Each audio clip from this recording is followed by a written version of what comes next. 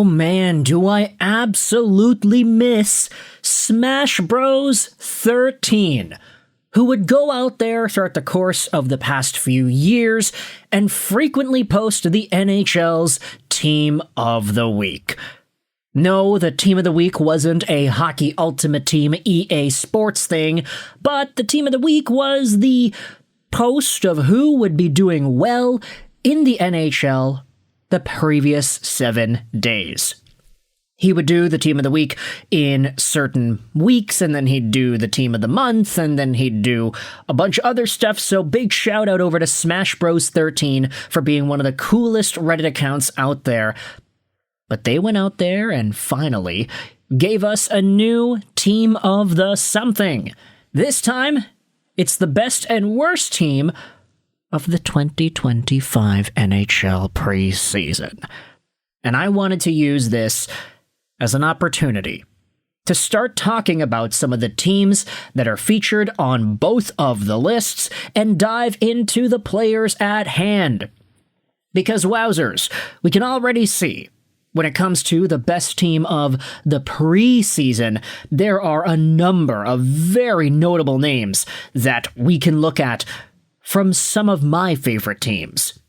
The best team of the preseason goes as follows: the top forwards based off of, what's the website that does these? Hockey Stat Cards. That's what it is. Hockey Stat Cards game score metrics over the course of the preseason. Wyatt Johnston was the best player in the NHL with a 10.7 rating. Jason Robertson was up there as well. And then you had Tage Thompson from the Buffalo Sabres. Second line, you had Yanni Newman from the Seattle Kraken. Yeah, no, he was amazing. Like, he scored a heck of a ton of points. He torched the Vancouver Canucks. Seattle has a really good one there in Yanni Newman. But this is where we start to see the Detroit Red Wings come through, because the second best center in the NHL the preseason stint was Dylan Larkin.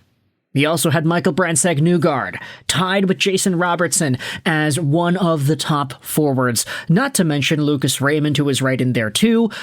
Buffalo's Josh Norris and Tyler Seguin of the Dallas Stars round things out on the third line, and then on the fourth line, Emmitt Finnie was good enough to be placed here as one of the top, let's just say top 12 forwards in the NHL during the preseason. Morgan Frost and Dylan Guenther round out the ranks.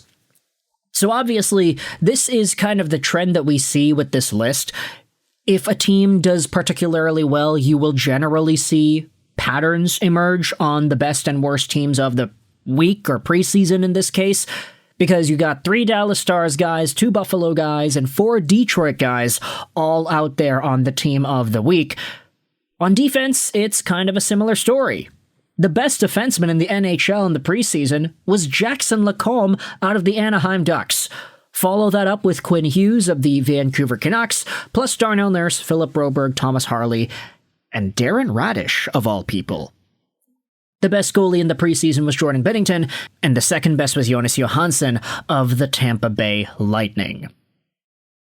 So, right away, there's a lot that we can cheer for when it comes to the guys who made the Team of the Week list. Larkin, Brandsegg-Nygard, Raymond, and Finnie all being a staple of the top forwards of the preseason. I mean, what else is there to say? You've got 2 of the leaders in Detroit, the 2 guys that have led the team in points the past few years, still finding ways to get on top, and you've got 2 young guys that have absolutely dominated. Michael Brandsegg-Nygard led the preseason in points, and Emmitt Finnie was the 7th-round pick that nobody thought would be anywhere near this good 2 years after getting drafted by Detroit. The fact that they have this amount of talent on the team at the moment is astounding. And when you think about Brandsegg-Nygard and Emmitt Finnie, being under entry-level contracts, providing more value to the Red Wings than guys like Dylan Guenther and Morgan Frost and literally every other NHL forward that is not on this list. McDavid, Draisaitl, McKinnon, Matthews, Emmitt Finnie, and Brandsegg-Nygard gave more value to their teams in the preseason compared to those guys. And I get it, there's some sort of a fallacy going on here. It's a feedback loop where young guys that are trying to make their NHL teams play the best they can, and they end up leading the preseason in points. Whereas a guy like Auston Matthews doesn't really need to try. He's like, yeah, my spot's guaranteed. Just try not to get hurt. So I can totally understand why this preseason thing isn't really all too indicative of the talent level of the players compared to everybody else. We've got to wait until the actual regular season begins, and then the week-by-week segment comes and goes. If Brandsegg-Nygard and Finnie are still on this list by the time the regular season is halfway through January, then we got ourselves a case. Meanwhile, on defense, Vancouver's Quinn Hughes being the number one guy, yeah, that is not surprising here. He is so good. Okay, not number one, he was number two. Jackson Lacombe was there at number one. Anaheim has a really good gem out of that guy, who happens to be making more money than Quinn Hughes. I do think that Quinn is in a spot where if he just does what he has been doing the past few years, as long as he stays healthy and as long as the rest of the Vancouver Canucks around him are able to do their part, this guy will probably be in a lot higher contention for the Norris again this season, and he's so good that I can confidently say that. Like, he should always be in the conversation, if not always get nominated. I'm the biggest Quinn Hughes homer there is. I've been a fan of this guy since before he was drafted, and I'm just so happy to see him be this good and be the most talented Vancouver Canucks player the team has had literally since Pavel Bure. But Jackson Lacombe and Quinn Hughes aside, hey, guess what? Darnell Nurse is also on the team. You talk about McDavid and Draisaitl not being on the team of the week. Well, guess what? Darnell is. He's 30 years old, former top pick by Edmonton 12 years ago. He's making a lot of money too, $9.25 million till the end of 2030. I mean, you're never going to get point production to the same Makar and Hughes-esque magnitude from Darnell Nurse, but if he's going out there and providing game score stat sheets that are this good, where he is consistently providing this amount of value for Edmonton, maybe the best defense that this team needed was there all along. Who knew? And they made the finals twice in a row with this guy. That's not Evan Bouchard. That's Darnell Nurse, buddy. If any Oilers fans are going out there and watching this video, hey, let me know in the comments, has Darnell really been that good? Where it's like, yeah, he's way above and beyond everybody else. Philip Broberg also happens to be here too, which is kind of interesting. Former Oiler right there. But just for craps and giggles, let's end this video off by going over to the worst team of the preseason, because there are a bunch of guys here that we probably don't need to talk about. The worst forward in the NHL in the preseason was Columbus's Jack Williams, followed up by Hunter McCown and Luca Pinelli.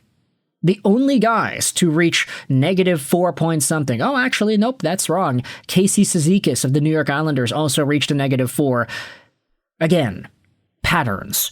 A bunch of Minnesota guys, a bunch of Columbus guys, a bunch of Calgary guys, and then on defense, where Jackson Lacombe was the best defenseman in the NHL in the preseason, you have Jacob Trouba, who was literally the worst. So that's really poetic how that works out. Guillaume Richard and Maximilian Zuber were also listed here, as well as Ethan Del Maestro. Devin Cooley is listed here as one of the worst goalies in the league because he had a terrible game against the Vancouver Canucks. And ultimately, you know, we shouldn't really be too surprised about this because there are going to be a lot of AHL caliber guys getting NHL minutes in the preseason. That's kind of what we were expecting.